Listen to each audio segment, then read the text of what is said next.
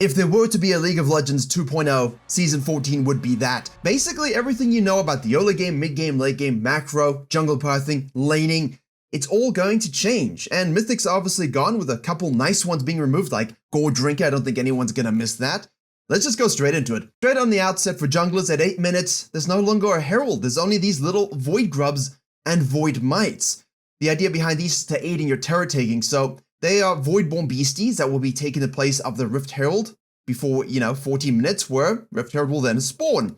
3 Void Grubs will spawn at 5 minutes, each with its own respawn timer of 4 minutes, and a maximum of 6 can spawn in a single game. So basically, take one, take another, take another. They do stack in terms of power, so you can't necessarily go 1, 2, 3 and kind of just go ahead. It will help to have mid and top prior to do these things.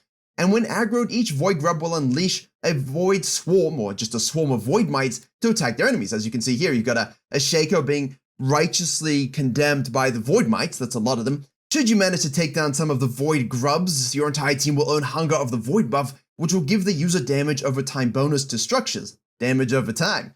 This buff stacks based on the amount of Void Grubs you manage to take down, and when you manage to take down 5 or 6, you'll also periodically summon 1 or 2 Void Mites respectively to help you take down structures. So basically what they're trying to do here from a jungle perspective, if you want to think about this, is we have plates until 14 minutes. They are tired of seeing 8-minute Herald spawns. We all focus there, right? We'll sacrifice a dragon just to get a Herald, smash down some plates, elevate the game state. Now the pieces are already moving around the map if you've got a really hard winning lane. So they're trying to curb that, enthusiasm for one kind of Herald shove into multiple plates into a jungler and a laner, and instead give the whole team the ability to actually shove a bit more, but also a little bit less in one place, right? So if you imagine Herald, big dynamite in one place, now they're evenly spreading that across all 3 lanes, as this is a global buff. So for junglers, you're not going to be able to snack all 6, I think, without resistance. Obviously, some junglers will be better than others at taking this, but mid prior, top prior, going to see a lot of roaming for this kind of stuff, especially on those snowballing champions.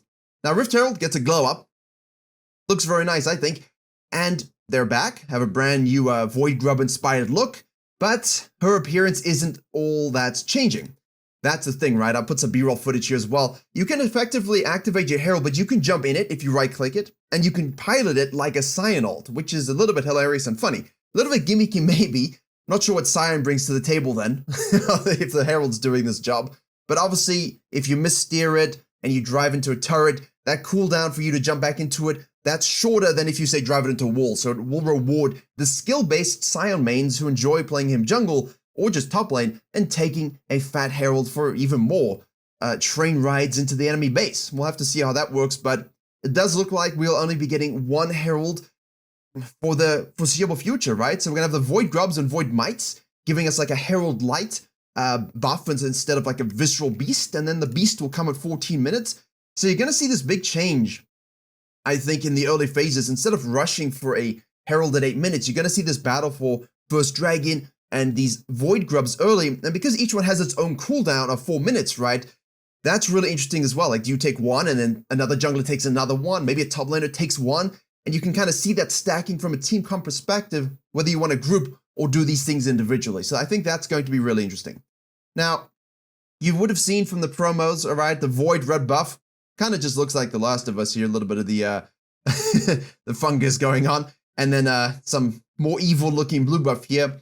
So basically, what's going to happen with this is the Scuttle Crab, blue buff, and red buff are all going to be changing. They're going to be more difficult to take, right? Definitely more difficult to take, but the blue buff and the red buff will give to the whole team in the vicinity, right? So I have mixed feelings about this. It's obviously going to, in pro play, enforce that all teams group up, take their blue, all teams group up, take their red. Everyone's going to be like double buffing before they siege and before they fight. So I'm not really sure, if it means anything, right? Because if everyone does it, then it's the same as no one doing it. And I know they kind of want to share the buffs around a bit, but this is the one thing that makes me a little bit like, is this necessary kind of thing? But again, none of this is really necessary to try and keep the game fresh. So I'd rather than push these boundaries and dial back what is pointless, and we can see what we can do. Now, this only occurs, right, once Baron emerges onto the map at 20 minutes.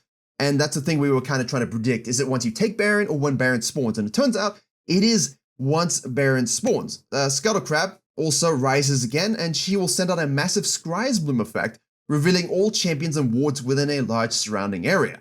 Similar to Scry's, all wards revealed this way will be reduced to 1 HP. So she becomes, when she becomes Void Enchanted, as you can see there, she becomes very much like the Scry's Blooms on the Chemtech map, right? Like, and all the wards go down to 1 hit, and you see everything. So that's kind of interesting. But also, on this note, I play jungle and support, obviously, but I always keep up my Scuttle Crab amount, like in the challenges, even when I'm playing support, even when I'm playing mid or top, because no jungler really takes the Scuttle Crabs later, like they forget about them. These are as valuable as Croc Camps later on in terms of golden experience, and no one takes it. So they're really trying to incentivize this as a micro-objective between Baron and Dragon Spawns. Is it going to necessarily change the way we play the game? No, but there will be more of an onus on that river control before those big objectives, right? So that's, again, I'm happy with that. That's good mid to late game changing of sort of pressure points between big objectives, because sometimes it can go into a lull. This is the big one. You would have gained this knowledge by looking at the thumbnail across every single YouTuber, as I try to make mine a bit unique, but it is what it is. Basically, Baron now has three versions, depending on where you're from, and one with an eye, one with a rhino spike, and one that's just regular. But beautiful redesign, love it. Way more aggressive, definitely more interesting. But this is the thing. Each Baron is going to give us a different map as well. So this one with the eyeball, okay, is going to give us the side swoops. You see that there? The side swoops of the entry points. Now, what's interesting for this is, if this is not up, if this, what's it called there? Blasting cone. I lost the word. If this blasting cone isn't up and people need to get into the pit here, right, to contest from red side, or even from blue side's perspective coming in around this way, you're going to have multiple entry points where there's vision and no vision. So the focus on vision is going to be really, really interesting. If you are blue team and you're setting this up, even red team, I think, you're just going to want to have wards in a way, maybe not here. This one should be more to the left. You're going to want to have wards at every entrance point so you can see where people are kind of collapsing in on the pit. And when you're doing this Baron right here, right, it's going to have different mechanics. Each Baron has different mechanics in terms of how you fight it, different responses. So you have to understand that as well. We'll get more details in a second. But I like this change. I think this is way more interesting because I've been saying for about 2 to 3 years, Baron is way too easy to take. Way too easy to take. 20 minutes, I just show up with another jungler, with a lane. I'm like, come, let's go. And he's like, you're Zyra jungle, Kai'Sa jungle. I'm like, yeah, it doesn't matter, let's go. That shouldn't be possible. Now, if you're meta jungler, it's even easier, right? Like a lot of junglers over the years have been able to solo it. And I feel like this doesn't match the power curve of the Elder Dragon. And very frequently, we're willing to sacrifice Barons for Elder Dragons because it doesn't matter, right? You just kill everybody and you end. So this should, hopefully with the numbers, give us a good rework on the Baron. Here's a spiky one. So he's also getting 3 brand new forms. Hunting Baron leaves the pit unchanged, as you can see here. A little bit more coral based. Territorial Baron creates a wall in front of the pit. That's this one over here. You see that pit? There you go. A little bit of a wall. So again, angles of approach and contest are going to be very interesting. And where was I here? And finally, the All-Seeing Baron with the Velveth Eye closes off the front and opens up the sides, creating a tunnel.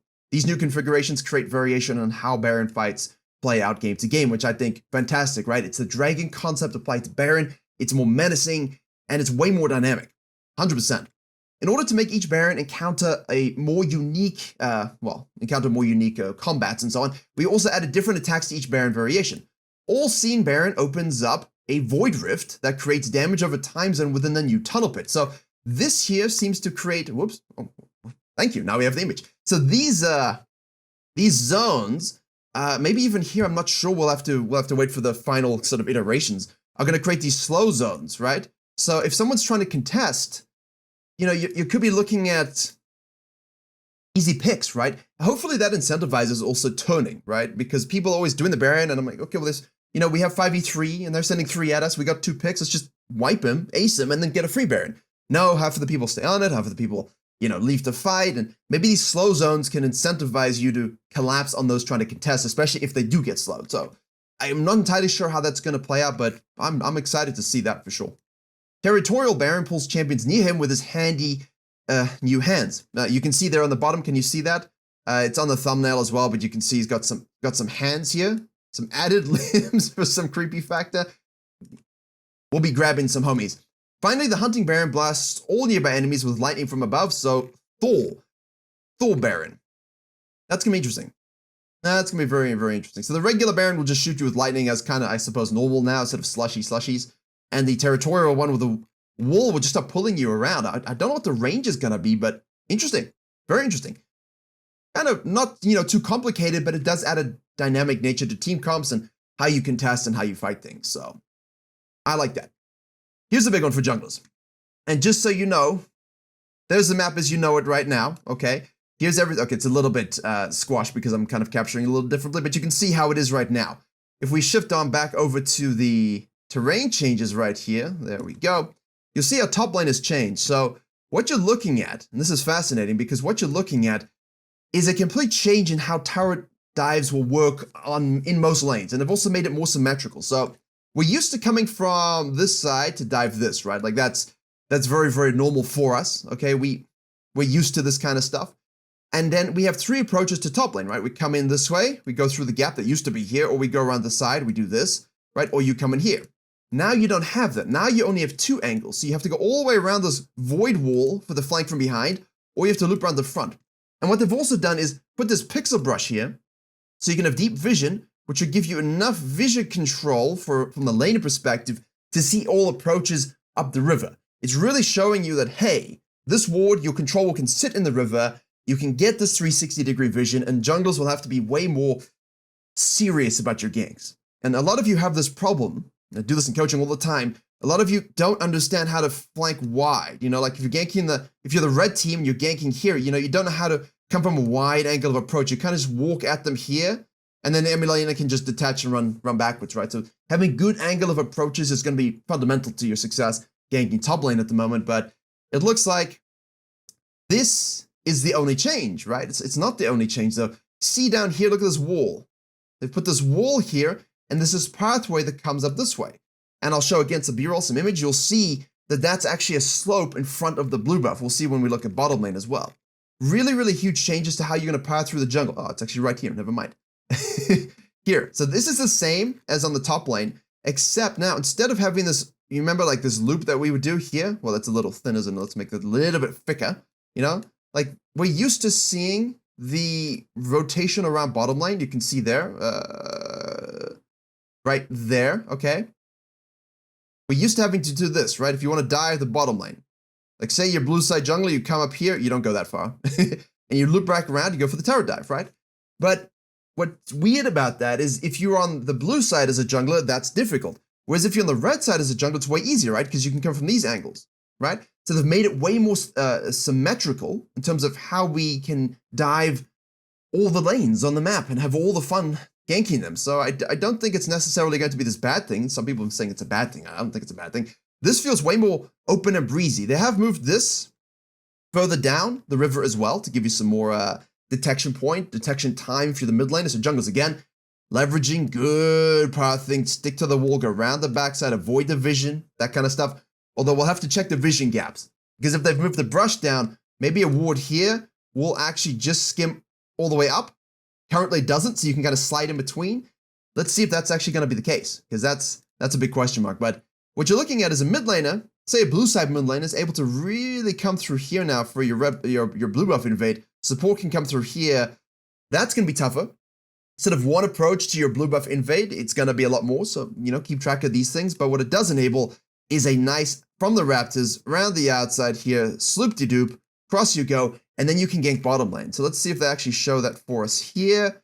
This is mid lane. You can see that's pretty standard stuff. Let's just jump down to the bottom lane quickly. We'll go back to mid lane. You can see here, we'll come from that side. Why is it automatically control its thickness? It comes from the side here. Now you can flank from behind, which is very similar to how you can flank from behind on both sides, right? So this is going to enable a lot of behind angle approach without, being killed by a turret. So it's symmetrically based now. They're trying to remove some of the blue side bias. And even if you look at the world's data, the blue side always wins, right? Historically, blue side has always won. So this is going to be really interesting to watch that balance between blue and red side because of jungle impact as well. So you come from here up through, and then you end up down here, and now it's much better. So 2 tri-bushes, a pixel bush in the middle ward, equally contested grounds for bottom lanes to ward, and for junglers to pay attention to those pathings. Still have the alcoves.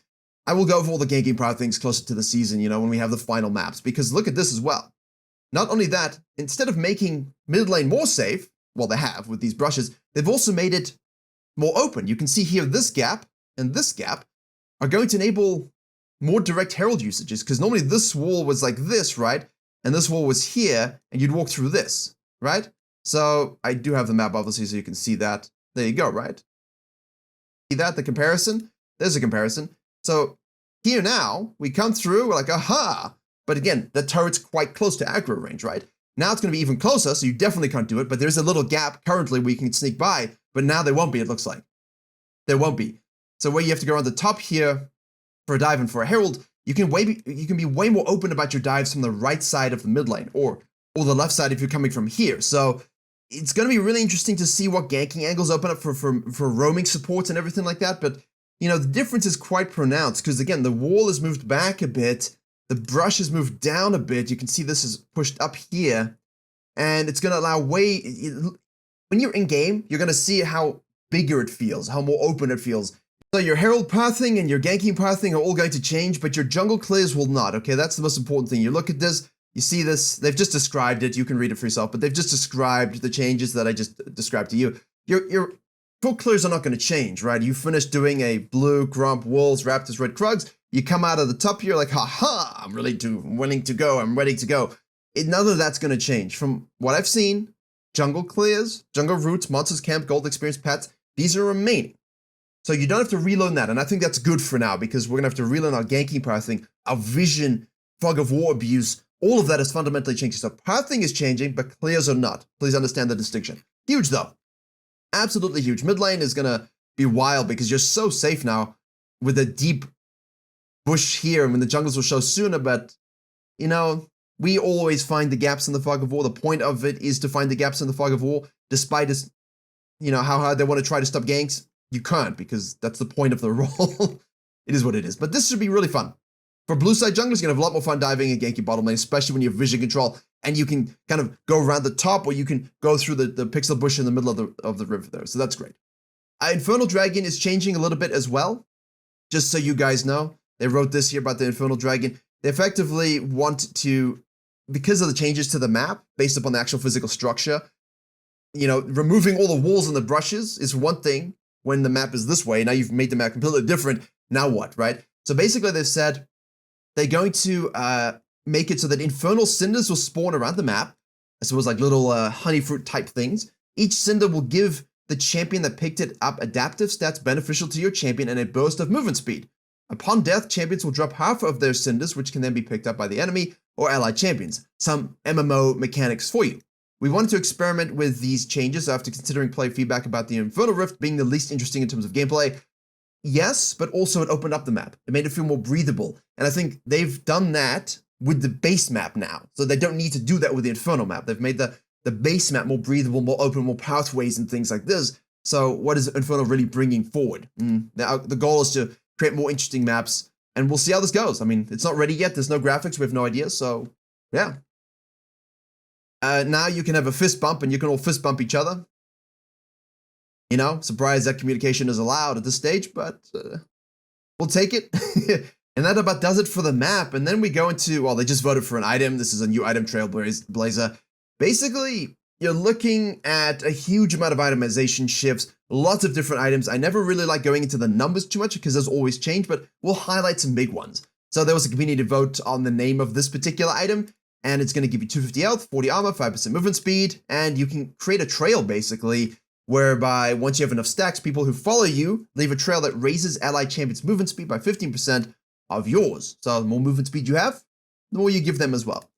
Your next attack just charges built up movement speed, built up movement speed for melee champions at top speed. This attack also slows the target by 50% for 1 second. So like a dead man's plate for the team, for your homies to fist bump over.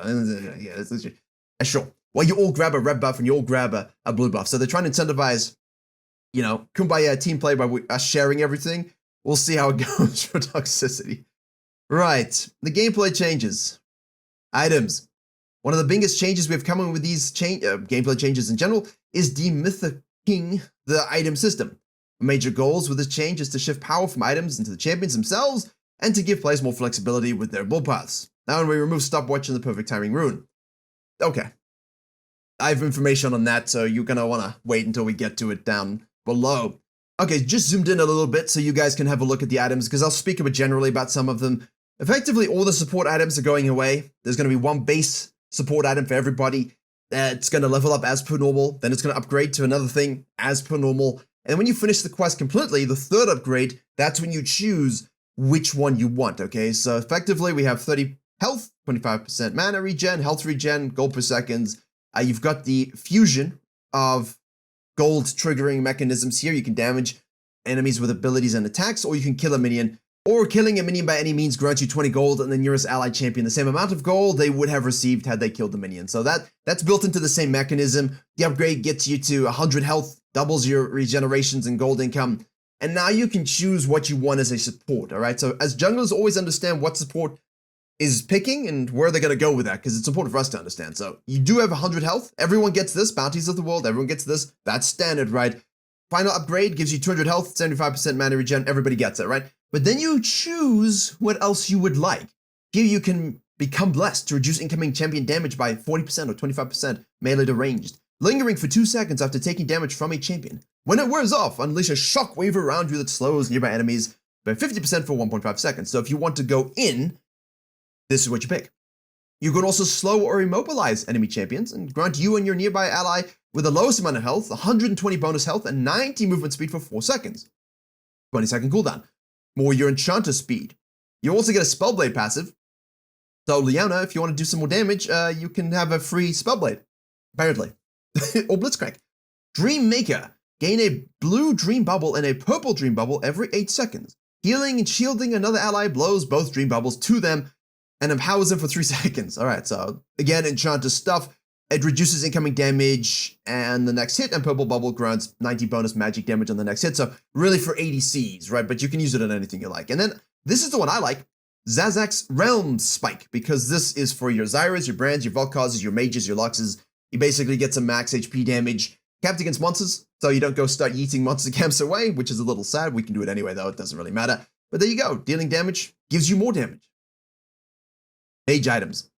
Crown gone, Everfrost gone, Leeching Leer gone, good. Demonic's Embrace gone, good. In no ways I could ever balance that item, still a little bit obnoxious in certain champions' hands. Night Harvester, Luden Tempest, Stopwatch, and the Perfect Timing Rune, all gone. But they come back in spirit. Malignance, 3,000 gold. Last chapter, Fiendish Codex, 900 gold. So the spiritual successor to Night Harvester, right? Except you gain 15 ability haste for your ultimate. And again, you can go read all the passives you like. I'm just going to go a light overview for some of these because it is a significant amount of them. Caster's Companion, Last Chapter Hexic Alternator, 700 gold, 90, 20, 600. These aren't the biggest things, right? So this is your Luden's replacement, right? So you got the Night Harvest replacement, you got your Luden's replacement. You got the Storm Surge, which is an added one, again, like Luden's, well, this is like a Luden's passive with a Night Harvester kind of thing without the HP. And then you've got a penetration version of it because mythics are gone, so they're kind of distributing the power like this, right? Like taking one, making it 1.5, and taking one, making 1.5, and combining the 2 halves, so you got 3 items. Basically, 2 becomes 3 in that sense. Like this one here would be for your Syndras, right? This is where you can do a lot of burst damage with them, because if you can deal 35% of someone's max HP, right, within 3 seconds, then you're going to get this passive here, which then strikes them with lightning, basically applying a little bit of that shiv to the burst damage that you might have had from a Luden's proc or something like this. So this is the kind of stuff that they're bringing forward. But biggest, for those of you who don't know, is this item. This builds into Leandries, right? And we used to have a lot of HP on Leandries, which was great for mages that were just getting blown up, and then they took it away. And that's why you see everyone rushing Zhonya's, because without the HP, immobile mages are just dying, right? No HP on our mythics, especially if you don't go Rocket Belt or Night Harvester. Think your Brands and your Zyras and your Volkazes. So this is amazing to come back. I've been campaigning for this the whole year. It's basically like a mini Leandries. It's the best way to explain it. But 200 health, 35 ability power, juicy. If you happen to be a Fiddlesticks man and you're like, well, what do I do without my stopwatch? You know, then I'm looking at something like, you know, you've got your Malignance here, you've got your Caster's Companion, you've got your Storm Surge, but then I see this gives me a bit of attention, you know, because also whenever you damage an enemy champion with your ultimate, you burn the ground beneath them for 3 seconds. So say no more. I mean, I don't care how much the burn is. That's for me is fiddle. And then you go down, and because you don't have to buy a mythic or whatever, I look at Crypt Bloom, and I'm like 70 ability power, 15 ability haste, builds out a Blighting Jewel, 30% magic penetration. Whenever you get a takedown on an enemy champion within 3 seconds of damaging them, create a Healing Nova on their location that heals allies for 50 plus 50% of your AP. I like this as Fiddle. You also like that as Karthus. This is a little 30% magic penetration. Same thing for Zyra, man. We're going to go Leandries into this. This is a huge item. Driftmaker remains, just a little bit of an adjustment. Now builds out of Haunting Guys because Leeching Leah no longer exists. Leandries now has health again, so fantastic. Fantastic. Horizon Focus is in the game still.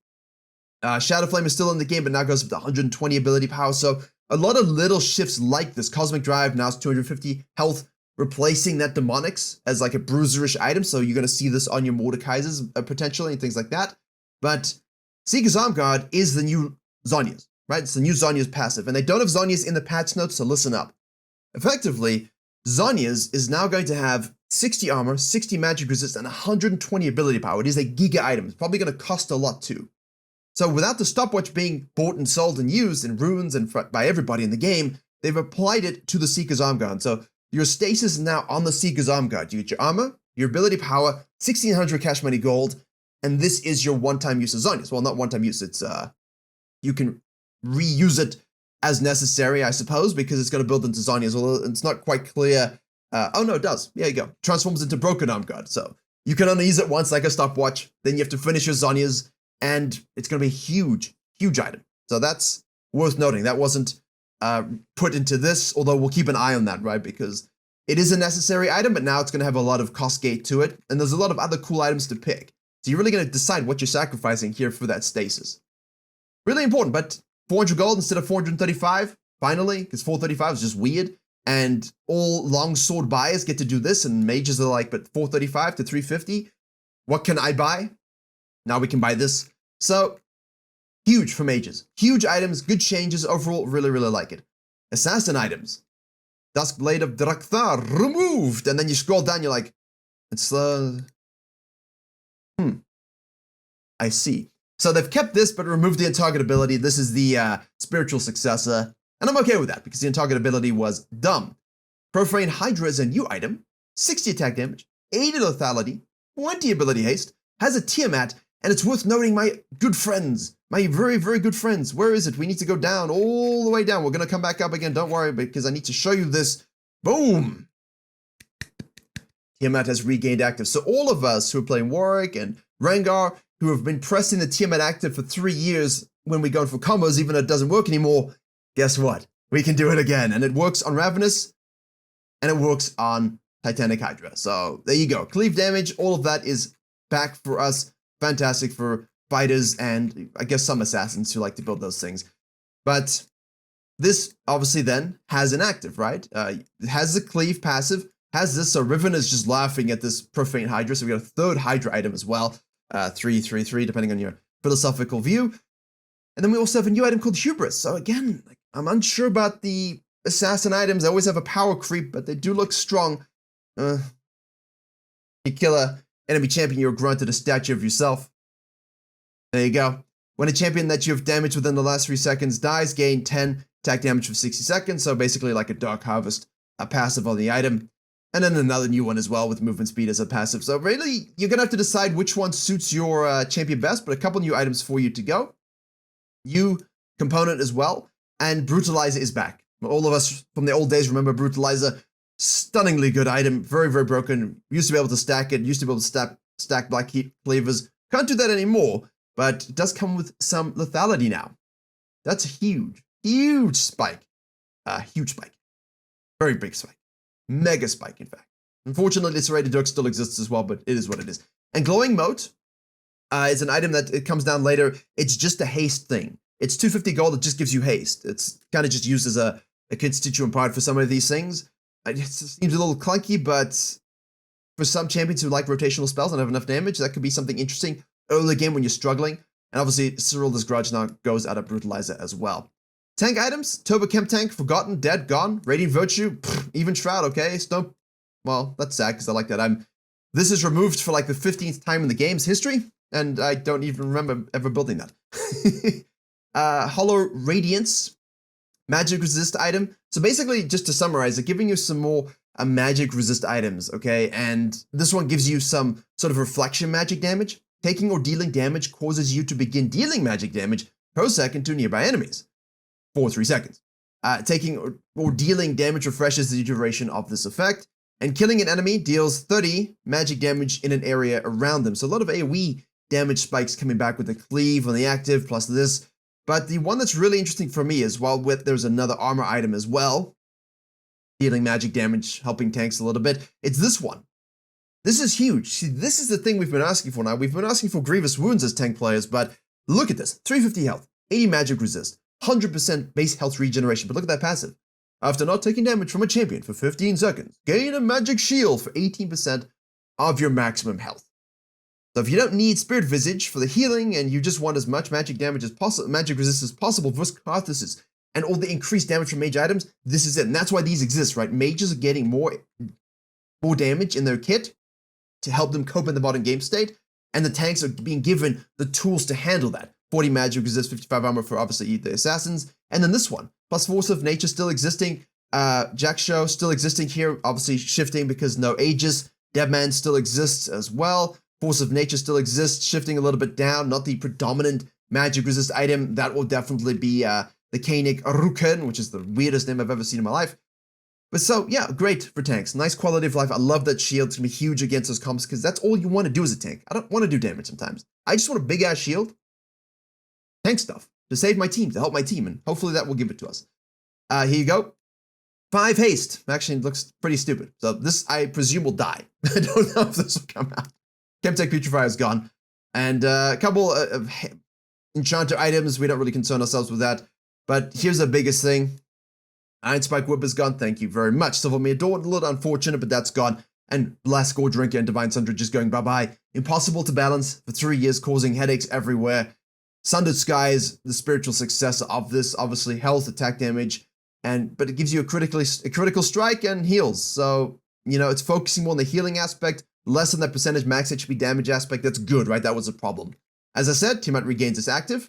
So basically, if you are a newer player, the active of Iron Spike Whip plus Tiamat just fuse back together in one. If you're an older player, you understand that whole thing. Active gets reapplied. Keep track of your stats, 550 health. Whew, so good. New item is Nitro Hexaegis. Tunneler, Noon Quiver. Interesting. And gain 30 ultimate haste. All right, this one. I was talking to people in my private Discord about this. This is the Nocturne item. So if you're Nocturne, you don't need to go Stridebreaker, which is still in the game. You go this, because once you've cast your ultimate, you gain attack speed and movement speed. So you can ult in and stick to people and actually kill them. And your ult can be up even more frequently than it already is. So I foresee this being a problem. Just a little bit. Tunneler is a new component. Some attack damage, some health. Hullbreaker is losing all of those bonus resistances. So you're still going to get those damage to structures, but now you don't become this unkillable demon nonsense. You know, it's really, really stupid. So it still exists. I wish they removed it, but at least it seems a little bit more healthy. Iron Spike Whip is gone, so now builds out a Phage. Wit's End now is Tenacity. Spirit Shoujin for some reason still exists, but it's going to have different performance for melee and range. So I think they're still refining this to see how it goes. And of course, we'll keep track of all of those things. Steel Sigil as well. Marksman items, Rage Knife and Gale Force are removed. New item Terminus, it's a cool name. Recurve Bow, Last Whisper, Dagger, 750 gold. Last Whisper, really? 30 attack damage, 30 attack speed, applies 30 magic on hit. Alternate between light and dark on hits each attack. Light attacks grant 3 to 5 armor magic resist for 5 seconds. Dark attacks grant 6% armor penetration and magic penetration. I'm not a fan of giving hybrid penetration to ADCs, but we shall see how this one goes. More of a late game item for sure. And because obviously Stopwatch is removed, they're shifting the way that Guardian Angel works.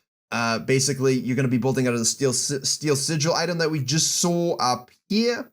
All right, 30 armor, 15 attack damage, and no stopwatch, obviously. So you don't get that stasis, you don't get that benefit until you finish the item, which I think is good. And finally, Phantom Dancer also changing around just a little bit. So items, you can go ahead and read and think about what you want. In summary, we got some stuff that replaces literal void-infested nonsense that replaces First Herald. Rift Herald comes in 14 minutes now, and you can jump inside and go for a ride. Once Baron spawns, it gives all the buffs and Scuttle Crab some extra features. There's 3 different kinds of Baron that you need to learn how to take and understand how the map works around it. All the jungle pathings have completely changed for ganks, and again, I'll cover all of this in my Season 14 content when this goes live in January. And then Infernal Dragon will change. You can fist bump all your friends. There's a new item called Trailblazer. There's music. Apparently, there's music, which is Riot Games music, so we always enjoy that. and a whole bunch of item changes. That's a lot. Hopefully this video provided some context, more so than everybody else who was just kind of repeating what's in the article. Thank you very much for watching. Join me on Virkayu to stay up to date with all of these, because I'll be providing this content long before I release public content. And as always, I'll see you all in the next video.